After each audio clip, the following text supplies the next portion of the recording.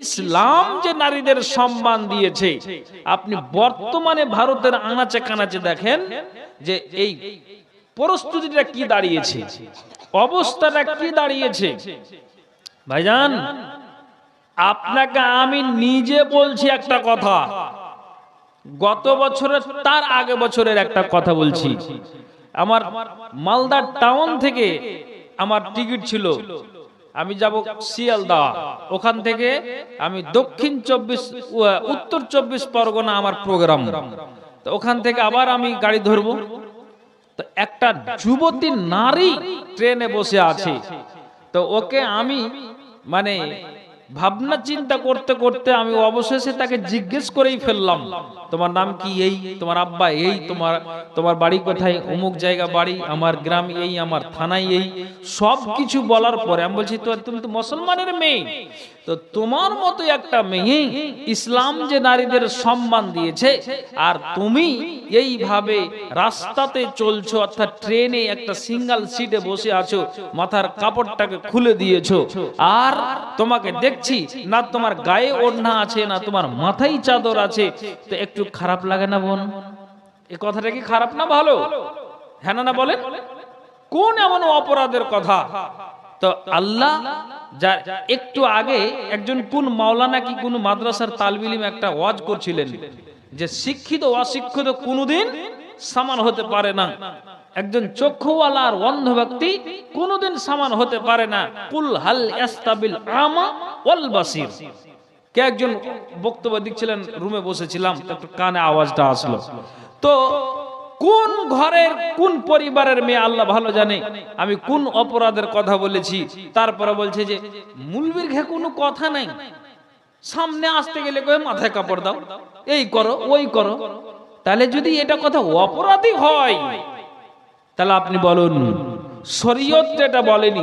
আমি বললাম কি, নারীদের ইসলাম আসার পর তাদের সম্মান দেওয়া হয়েছে, তাদের মান মর্যাদাকে বাড়িয়ে দেওয়া হয়েছে। অতএব তুমি একজন মুসলমান ঘরের বেটি, তার জন্য তোমাকে এই কথাটা বলেছি।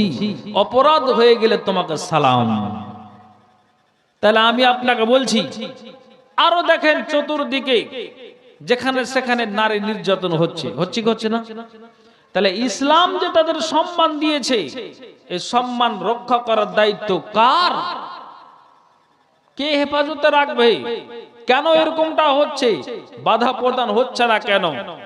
আপনার চোখের সামনে দিয়ে একটা নারীকে অপমান করা হচ্ছে, এর প্রশ্নের জবাবটা দেবে কে? এরকম অপরাধ হচ্ছে, কে তার সম্মুখীন হয়ে দাঁড়াবে? এই জন্য বলছি, কত সম্মান দিয়েছে আল্লাহ তাআলা। কোরআনে ছোট্ট একটি আয়াত দিয়েছেন, বুঝার চেষ্টা করবেন। আল্লাহ কি বলছেন? আউযু বিল্লাহি মিনাশ শাইতানির রাজিম। আল্লাহ বলছেন ওয়া আশিরুহুন্না বিল মা'রুফ। পুরুষেরা নারীদের সাথে সৎ ব্যবহার করো, নারীদের সাথে ভালো ব্যবহার করো, মেয়েদের সাথে খারাপ আচরণ করিও না। তোমার বিবিকে, একটা পরের বেটিকে তুমি বিয়ে করে এনেছো, এটা হলো তোমার বাড়িওয়ালি, অর্থাৎ তোমার বিবিকে খবরদার চোখ রাঙিয়ে কথা বলিও না। কেননা ইসলাম তাদের সম্মান দিয়েছে, মর্যাদা দিয়েছে। অতএব ওই নারীদেরকে চোখ লাল করে কথা বলবে না। আল্লাহ পাকের রাসূল তিনি নিজেই বলছেন যে যেই দিন থেকে নারীদের সম্মান দেওয়া হয়েছে ইসলাম আসার পরে, যেদিন থেকে নবী মুহাম্মদ আসার পরে তাদের সম্মানকে দ্বিগুণ বাড়িয়ে দেওয়া হয়েছে। তো আমি নবী মুহাম্মদ এটা বলতে চাইছি, আমার বিবিদের ভিতরে কোনোদিন যদি হাফসা একটা ভুল করেছে, আমার বিবি আয়েশা ভুল করেছে, আমার বিবি উম্মে হাবিবা ভুল করেছে, তো আমি আল্লাহ পাকের রাসূল এটা মহব্বতের টান দিয়ে ওটা আমি কি করিনি, আমি আমার মিজাজটাকে উগ্র মিজাজ হয়ে যায়নি, আমি আমার বিবিদের সাথে চোখ লাল করে কথা বলিনি। অন্যায় হতে গেলে ব্যাপারটা আমার হাতে, আমি আমার রাগটাকে দমন করে নিতাম। এই জন্য যে ইসলাম তাদের সম্মান দিয়েছে, ইসলাম তাদের মর্যাদা দিয়েছে, কাজেই আমি আল্লাহ পাকের রাসূল আমি আমার বিবিদেরকে ঝাঁঝালো শব্দে কথা বলতাম না। বুঝার চেষ্টা করবেন আল্লাহ পাকের রাসূল কি বললেন, আপনার বিবি একটা, আমার বিবি একটা, ঘটনাক্রমে কারোর দুটো তিনটা হয়ে যাচ্ছে, তো ওটা আপনি বাদই রাখেন একটা। আর নবীজির কটা? 9টা। তো উনি বলছেন যে আমি কোনোদিন চোখ লাল করে কথা বলিনি, কেননা ইসলাম যে তাদের সম্মান দিয়েছে, তো তার জন্য আমি সেইভাবেই আমি আমার বিবিদের সাথে ওই রূপ আমি ব্যবহার করতাম। কত সম্মান! তো এখানে স্টেজে ওলামা একরাম আছেন, আপনি ভাদু আঞ্জমানেও গিয়ে জিজ্ঞাসা করবেন কি কথা, ভালো করে শুনবেন। ইতিহাসে লেখা নাই যে কোন পুরুষকে আল্লাহ তাআলা সালাম দিয়েছেন, ইতিহাসে লেখা নাই যে কোন আপনার মুহাদ্দিসকে আল্লাহ তাআলা সালাম দিয়েছেন, কিন্তু বুখারীতে হাদিস আছে যে দুইটা নারীকে আল্লাহ তাআলা কি করেছেন, সালাম দিয়েছেন, সালাম দিয়েছেন। একটা কে না, তো একটা হলেন নবীজির বিবি খাদিজা, আর আরেকটা হলো আল্লাহ পাকের রাসূলের বিবি আয়েশা। দুটোই নবীজির বিবি। তো আল্লাহ তাআলা জিবরাইলের মারফতে ওই দুই মহিলাকে সালাম দিয়েছেন। তাহলে কত সম্মানীয় নারী যে আল্লাহ স্বয়ং ওই খাদিজাকে আর আয়েশাকে আল্লাহ তাআলা সালাম দিয়েছেন, আল্লাহ তাআলা সালাম দিয়েছেন। দেখেন কিসের জন্য, যে ইসলাম তাদের সম্মান দিয়েছে। তাহলে কত সম্মানীয় নারী যে ওই নারীকে আল্লাহ তাআলা খাদিজাকে আর মা আয়েশা রাদিয়াল্লাহু তাআলা আনহাকে সালাম দিয়েছেন। কত সম্মানীয় নারী! তাহলে এই সম্মানকে নারীদেরকে কি করতে হবে, কন্ট্রোল রাখতে হবে। কেন? আপনার কাছ থেকে যদি ব্যবহারটা অপব্যবহার হয়, তাহলে আপনি সম্মানের কি রাখলেন? বলবেন কেমন কথা? ইসলাম যে নারীদের সম্মান দিয়েছে, তো সম্মানটা তো নারীদের কাছে আছে, কিন্তু এটা যদি আমি ইসলাম যে নারীদের সম্মান দিয়েছে, তাহলে এই কথাটা মগজে যদি নারীরা উঠিয়ে না রাখে, তাহলে আপনি বলুন সম্মান আপনি রাখলেন কোথায়? যেমন আপনাকে বলি, ভালো করে বুঝার চেষ্টা করবেন। আল্লাহ পাকের রাসূল একটা ছোট্ট হাদিস দিয়েছেন, কি নবীজি বলছেন, আইয়ুমা ইমরাতিন ইস্তাআতারাত ফামাররাত আলা কওমিন লিয়াজুদরিহা ফাহিয়া জানিয়াতুন। আল্লাহ পাকের রাসূল বলছেন, কোন একটা রমণী কি করলো, আপনার সেন্টকে ব্যবহার করলো, গায়ে সুগন্ধি ব্যবহার করলো, আতর ব্যবহার করলো। তার মানে রাসূল একটা হাদিসে বলেছেন, কোন মানুষ যদি, পুরুষ যদি সোনা আর চাঁদের বর্তনে খায়, তাহলে তার জন্য হারাম। নবীজি এটাও বলে দিয়েছেন, ইন্নামা ইউজারজু ফি বাতনিহি নারা জাহান্নামা। কোন মানুষ যদি সোনা আর চাঁদের বর্তনে খায়, তাহলে ওই মানুষটা আপনার যেন লপ লপ করে তার যেন ভিতরে ভাতকে খাই না, জলকে পান করে না, সে নিজে যেন জাহান্নামের আগুনটা তার পেটে ভরে নিল। কেননা সোনা আর চাঁদের বর্তনে খাওয়াটা হারাম আছে। তো আমি আপনাকে বলতে চাইছি, যেমন পুরুষের জন্য সোনা আর চাঁদি ব্যবহার করা হারাম, তো তেমনি নারীরা সেন্ট ব্যবহার করবে, আতর ব্যবহার করবে, এটাও তাদের জন্য হারাম। পুরুষের জন্য যেমন এটা হারাম, তেমনি নারীদের জন্য সেন্ট আর খুশবু আতর ব্যবহার করা হারাম। তো রাসূল বলছেন যে ভালো করে বুঝার চেষ্টা করবেন। রাসূল কি বলছেন, কোন রমণী এ ভাদুই এলাকার সে তার গায়ে, তার ওড়নাতে, তার চাদরে, তার চুড়িদারে, তার পোশাকে, তার ফরকে, তার বরকাতে আপনার কি করেছে, সেন্টটাকে লাগিয়ে দিয়েছে। আর সেন্টটাকে লাগিয়ে দেওয়ার পরে সে আপনার রাস্তা দিয়ে চলে যাচ্ছে। তো কেমন রাস্তা দিয়ে গেল? চারটা, দুইটা, একটা যুবক দাঁড়িয়ে আছে, তাদের ওই বেগানা পুরুষের সামনে দিয়ে ওই যুবতী নারীটা চলে গেল, অতিক্রম করে দিল। আল্লাহ পাক রাসূল বলছেন যে কোন নারী সুগন্ধি ব্যবহার করলো আর অপরে একটা বেগানা পুরুষের মাঝ দিয়ে সে চলে গেল, পাশ দিয়ে সে চলে গেল, আল্লাহ পাক রাসূল বলছেন ওই নারীটা ভালো নয়, ওই নারীটার ব্যবহার উত্তম নয়। রাসূল বলছেন এটা কেমন? ফাহিয়া জানিয়াতুন, ওই নারীটা হচ্ছে বেহায়া নারী, ওই নারীটা হচ্ছে আপনার বেশ্যা নারী, জেনাকারিনী নারী। আল্লাহ পাক রাসূল বলছেন ওয়া কুল্লু আইনিন জানিয়া, এবং তার পানে চাওয়া প্রত্যেক চক্ষু ব্যভিচারী। কেন? ইসলাম যে তাদের সম্মান দিয়েছে। তবে একটা নারী যদি এরকম খুশবু আর সেন্ট আর আতর ব্যবহার করে যদি রাস্তাঘাটে ঘুরে আর চলে আর ফিরে, সম্মানটা রাখলো কোথায়? এটাই রাসূল বলতে চাইছেন, সম্মানটা রাখলো ওই নারী কোথায়? তবে সেন্ট আর আতর ব্যবহার, খুশবু ব্যবহার করা নারীদের জন্য উচিত নয়, এটা শরীয়ত সাপোর্ট করেনি। তেমনি রাসূল বলছেন এই রকমের যদি আচরণের নারী হয়, রাসূল একটা কথা জবাব দিয়ে দিলেন, ভাইয়া জানিয়াতুন, ওই নারীটা হচ্ছে আপনার বেশ্যা নারী, ওই নারীটা হচ্ছে জিনাকারিনী নারী। ওয়া কুল্লু আইনিন জানিয়া, এবং তার পানে চাওয়া প্রত্যেক চক্ষু ব্যভিচারী। কেন? রাসূল কেন বললেন যে ইসলাম তোমাদের সম্মান দিয়েছে আর তোমরা এইরকম হয়ে চলবে, এটা শরীয়ত বলেনি, কাজেই তোমাদের এরকম হয়ে চলতে হবে না। এই জন্য আল্লাহ পাক রাসূল ওই নারীদেরকে এইভাবে সাবধানতা দিলেন। তাহলে কন্ট্রোলটা আপনার হাতে। আর আল্লাহ তাআলা আয়াতের ভিতরে কি বললেন? ওয়াশিরুহুন্না বিল মারুফ, এ পুরুষেরা নারীদের সাথে সৎ ব্যবহার করো, নারীদের সাথে ভালো ব্যবহার করো, নারীদের সাথে খারাপ আচরণ করিও না। কেন?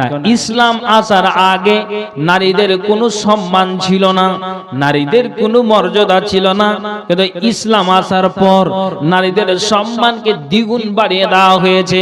কাজেই তোমার নারীদেরকে, তোমার বিবিদেরকে সম্মান করো, তোমার বিবিদের সাথে উত্তম ব্যবহার করো।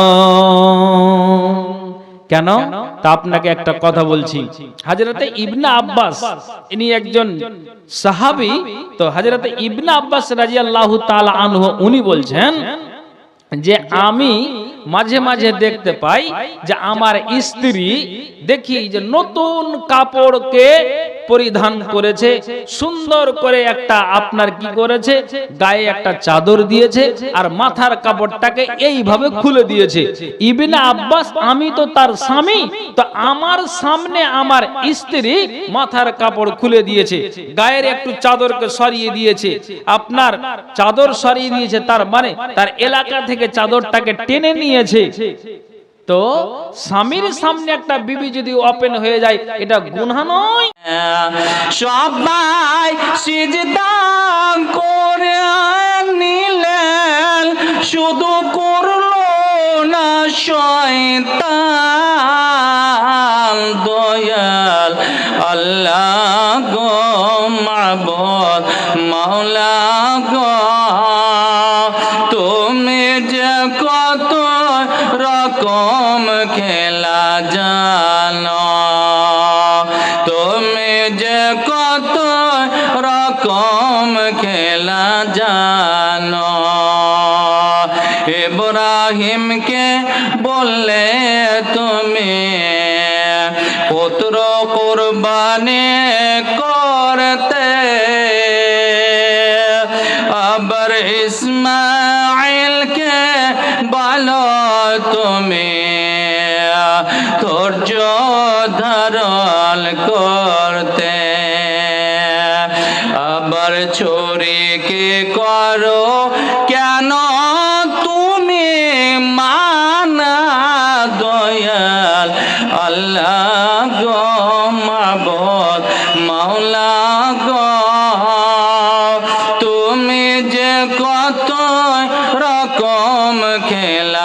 জানো, তুমি যে কত রকম খেলা জানো।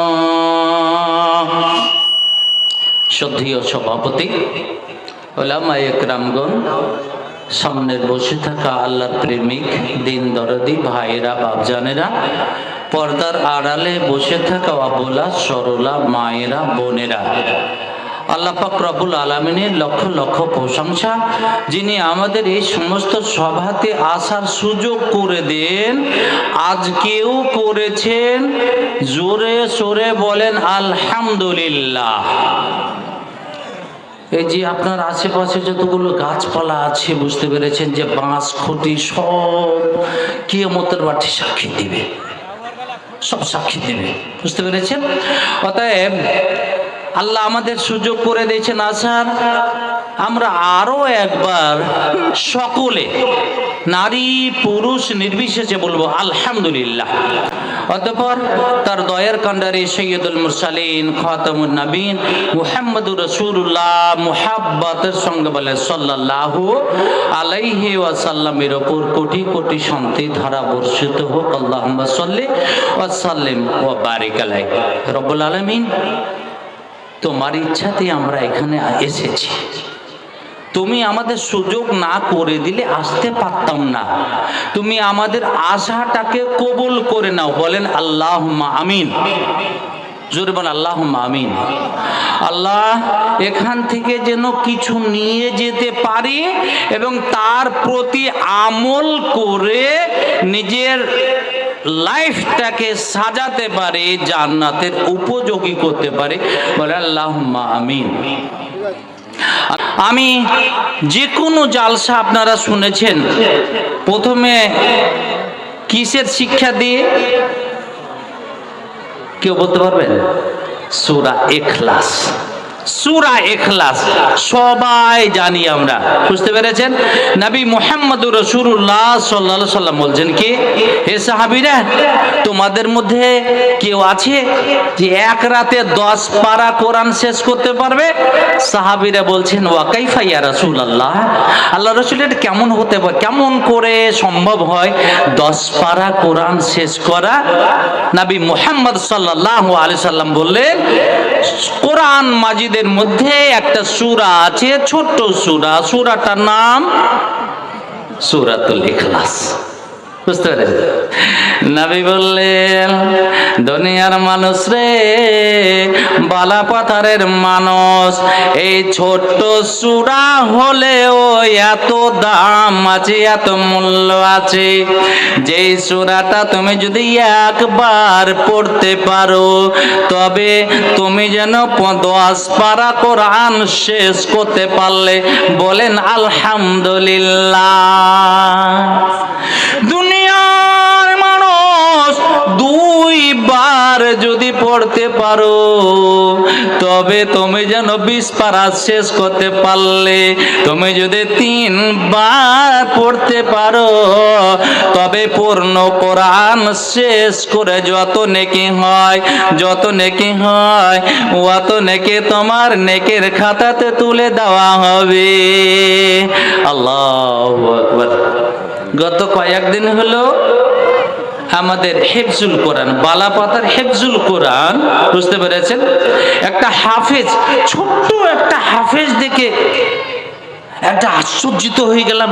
এত একটা ছোট্ট ছেলে, সে হলো কোথাকার তাল গাছের ছেলেটা, পুরো কোরআন বুকে নিয়ে নিয়েছে। আহা, বাপজান আমার, ভাইজান আমার, আপনি যদি ভালো চান, আপনার কয়েকটা যদি ছেলে মেয়ে থাকে, আপনি একটা ছেলেকে ডাক্তার করব মনে করেছেন, একজনকে ইঞ্জিনিয়ার করব মনে করেছেন, একজনকে প্রফেসর করব মনে করেছেন, আপনাকে আমি অনুরোধ করে, করজোড় অনুরোধ করে বলে, একটা ছেলেকে বা একটা মেয়েকে আপনি হেফজুল কোরআনে আপনি দেন, এটা সেই ছেলেটা উপকৃত হবে এবং তার সঙ্গে বাপ মাও উপকৃত হবে।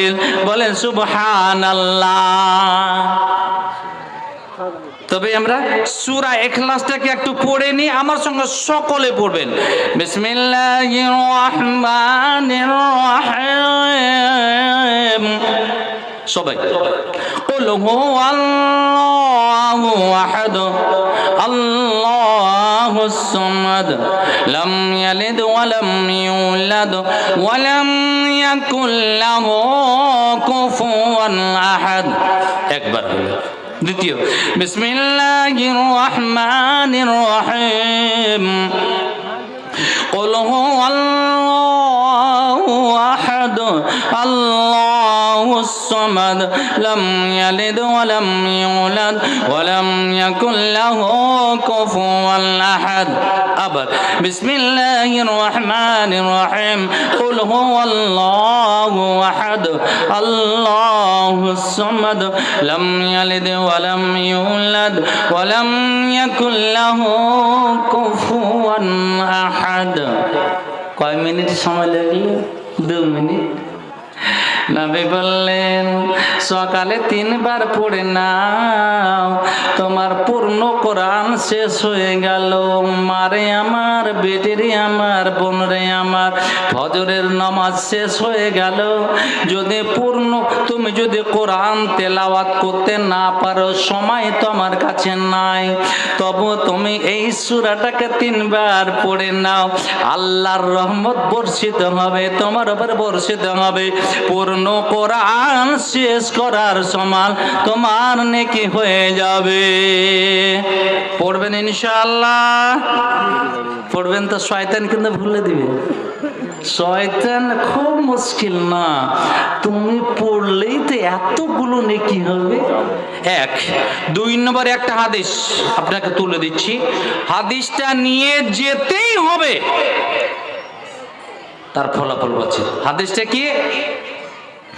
নবী বললেন, দুনিয়ার মানুষ ভালো করে শুনো, সকাল হয়ে গেল, সকাল হওয়ার পরে এই একটা ছোট্ট দোয়া আছে, সকলেই দোয়াটা জানে, সকলেই দোয়াটা জানে। যারা যারা মক্তবে পড়েছে, ছেলে হোক আর মেয়ে হোক, এই দোয়াটা মুখস্থ আছে। আমি আবার আপনার কানে তুলে দিচ্ছি, দোয়াটা আপনি শিখে নেন, দোয়াটা কানে তুলে নেন। যদি দোয়াটা মুখস্থ না থাকে, অবশ্যই অবশ্যই মুখস্থ করে নেবেন।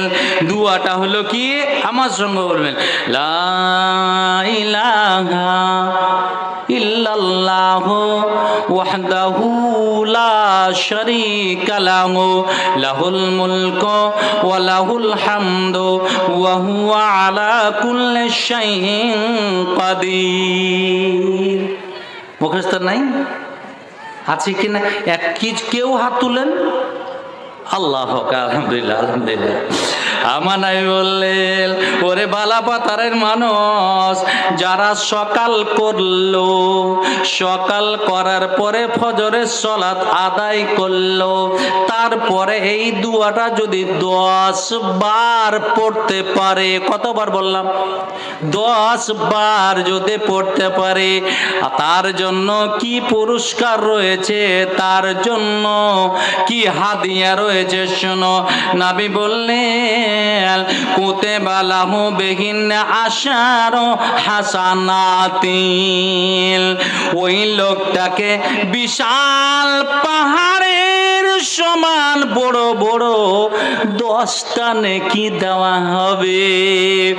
এমন বড় নেকি, এমন পাহাড়ের সমান নেকি গুলো, একটা নেকি যদি কোনো মানুষের কাছে থাকে, ওই নেকির কারণে সেই লোকটা জান্নাতে চলে যাবে। নবী বললেন, অত বড় বড় 10টা নেকি তার নেকির খাতাতে তুলে তুলে দেওয়া হবে। এক। 2 নম্বরে নবী বললেন ওই যে 10 বার তুমি পড়লে তার বিনিময়ে তোমার 10টা বড় বড় গুনাহগুলিকে মাফ করে দেওয়া হবে। এত বড় গুনাহ কোন মানুষের কাছে যদি একটা ওইরকম গুনাহ থাকে তার কারণে তাকে জাহান্নামে যেতে হবে। নবী বললেন 1 নম্বরে তোমার 10টা নেকি দেওয়া হবে, 2 নম্বরে তোমার 10টা বড় বড় গুনাহকে মাফ করে দেওয়া হবে। নবী বললেন শুনো রে শুনো, 3 নম্বর পুরস্কারটা শোনো, জান্নাতের মধ্যে তার 10টা দরজা সম্মান তাকে মানে বিস্তার করে দেওয়া হবে, তার মর্যাদা সম্মান বেড়ে যাবে। শুধু তাই নয়, তুমি যদি দোয়াটা পড়ো 4 নম্বরের পুরস্কারটা হলো 4টা গোলাম আজাদ করে যত নেকি হয়। আমাদের ভারতবর্ষে গোলাম আজাদ করার রীতিনীতি নাই, সৌদি আরবে গোলাম আজাদ করার নীতি আছে। আপনি একটা গোলামকে 1 লক্ষ, 1.5 লক্ষ, 2 লক্ষ টাকা দিয়ে পরাধীন ছিল আপনি স্বাধীন করে দিলেন। স্বাধীন করাতে যত নেকি হয়, নবী বললেন 4টা গোলাম আজাদ করে যত নেকি হয় তোমার নেকির খাতাতে অতটাই নেকি তুলে দেওয়া হবে। শুধু তাই নয়, 5 নম্বর পুরস্কার হলো ওই লোকটাকে সকাল থেকে সন্ধ্যা পর্যন্ত শয়তান তার ক্ষতি করতে পারবে না। আল্লাহু আকবার, বলেন আল্লাহু আকবার। 1 নম্বরে কি 10টা নেকি দেওয়া হবে, বড় বড় নেকি। 2, 10টা গুনাহ মাফ করে দেওয়া হবে। 3, জান্নাতের মধ্যে তার সম্মানকে উঁচু করে দেওয়া হবে। 4, 4টা গোলাম আজাদ করে যত নেকি হয় অতটা নেকি তাকে দিয়ে দেওয়া হবে। 5, সারা দিন শয়তানের ওয়াসওয়াসা থেকে বেঁচে থাকবে। দোয়াটা কি আমি আবার বলছি, লা ইলাহা ইল্লাল্লাহু ওয়াহদাহু লা শারীকা লাহু লাহুল মুলকু ওয়া লাহুল হামদু ওয়া হুয়া আলা কুল্লি শাইইন কাদির। আল্লাহু আকবার। এইটা আপনাকে ট্যাবলেট দিলাম, সূরা ইখলাস দিলাম, এইটা নামাজের পরে আপনি পড়বেন। চলে নেবেন, চলে যায়। আল্লাহ রাব্বুল আলামিন কত বড় মেহেরবান, কত বড় দয়ালু, কত বড় দাতা, কত আমাদের আদর করেন, কত ভালোবাসেন, কত প্যার করেন। আল্লাহু আকবার। আচ্ছা বলেন তো, আপনার বাড়িতে মুরগি আছে, বুঝতে পেরেছেন? মুরগি, সামান্য একটা মুরগি 10টা বাচ্চা নিয়ে মানে খাওয়া দাওয়া করাচ্ছে। মাছ সব সময় তাদের কি করছে, পা দিয়ে জমিটাকে একটু নাড়াচাড়া করে দিচ্ছে, যদি পোকা টোকা থাকে বাচ্চারা খাবে। আর এদিকে সব সময় চোখ খালি ট্যাপ চোখ করে দেখছে, চিল আসছে নাকি, কাক আসছে নাকি। কতটা নাকি, কতটা ভালোবাসে, কতটা ভালোবাসে। নবী বললেন আল্লাহর কাছে 100টা রহমত আছে, আর একটা রহমত শুধু দুনিয়াতে পাঠাচ্ছে, একটা রহমত। তাহলে থাকলো কতটি? 99টি রহমত আল্লাহর কাছে রেখেছেন। কেন? বালা পাথরের মানুষেরা নামাজ পড়বে, রোজা রাখবে, তারপরে যদি ভুল হয়ে যায় আমি কিয়ামতের এই রহমত দিয়ে তাকে ঠিক করতে। বুঝতে পেরেছেন? আল্লাহু আকবার, আল্লাহু আকবার। হ্যাঁ, আল্লাহ আল্লাহ কি বলছেন? বিসমিল্লাহির রহমানির রহিম। قل هو الذي أنشأكم وجعل لكم السمع والأبصار والأفئدة قليلا ما تشكرون নবীরে বলে দাও, বালা পাথার মানুষদের বলে দাও, আমি আল্লাহ আমি করলাম কি আনশাকুম, আমি তোমাদের সৃষ্টি করেছি। আমাদের সৃষ্টিকর্তাকে বলেন, কে সৃষ্টিকর্তা? আল্লাহ। আল্লাহ আমাদের সৃষ্টি করেছেন। আল্লাহ বলছেন দুনিয়ার মানুষ আনশাকুম, আমি তোমাদের সৃষ্টি করেছি। ওয়াজআলা লাকুমুস সামআ, আমি তোমাদের শোনার জন্য কান দিয়েছি। আচ্ছা